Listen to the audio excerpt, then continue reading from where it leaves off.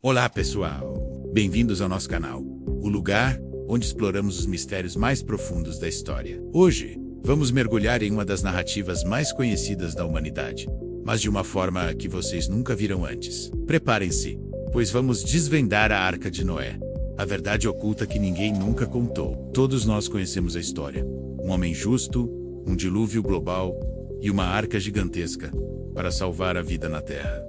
Mas e se eu dissesse que essa história, encontrada no livro de Gênesis, é muito mais complexa e fascinante do que a versão que aprendemos na infância, e se ela for na verdade um eco de lendas muito mais antigas? Antes mesmo de a Bíblia ser escrita, outras culturas do Crescente Fértil já contavam histórias surpreendentemente semelhantes. Vamos viajar até a antiga Mesopotâmia, o berço da civilização. Lá, encontramos a Epopeia de Gilgamesh, um dos textos mais antigos do mundo. Neste épico, o herói Gilgamesh encontra um homem chamado Utnapishtim, e a história que Utnapishtim conta é de arrepiar. Ele fala sobre como os deuses, irritados com o barulho da humanidade, decidiram aniquilá-la com o grande dilúvio. No entanto, um deus benevolente, chamado Aa, avisou secretamente Utnapishtim. A instrução era clara: construir um barco gigante, colocar sua família, seus bens e a semente de todas as criaturas vivas dentro dele.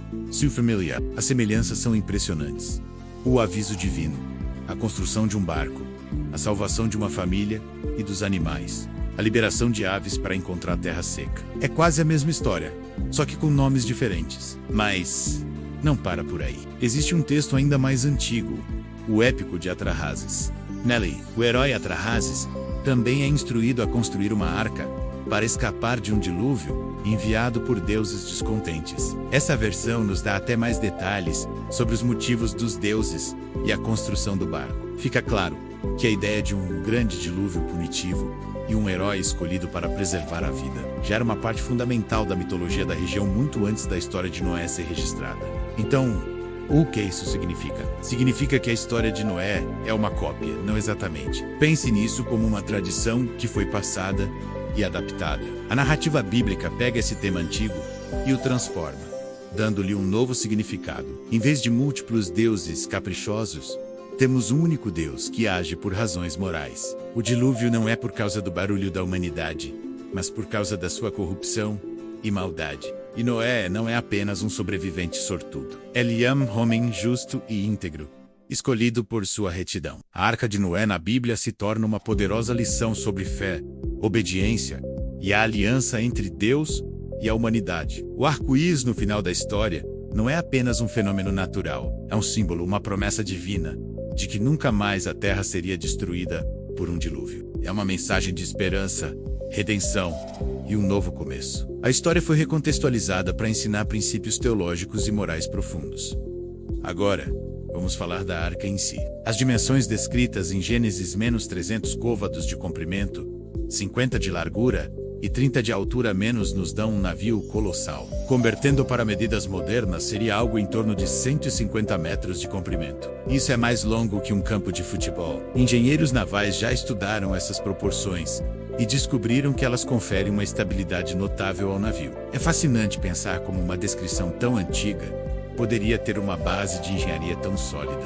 E os animais, como todos eles couberam lá? Essa é uma das maiores questões. Alguns teólogos e estudiosos sugerem que todas as espécies poderiam se referir aos tipos básicos de animais, não a todas as variações que conhecemos hoje. Outra perspectiva é que a história não deve ser lida como um manual científico literal, mas sim como uma teologia narrativa. O ponto principal não é a logística de abrigar milhões de espécies, mas a mensagem de que Deus providenciou um meio de salvação para toda a criação através do seu servo escolhido. A arca se torna um símbolo poderoso da própria salvação. Assim como a arca foi o único refúgio seguro em meio às águas caóticas do dilúvio. A fé e a obediência a Deus são apresentadas como o refúgio seguro em um mundo moralmente caótico.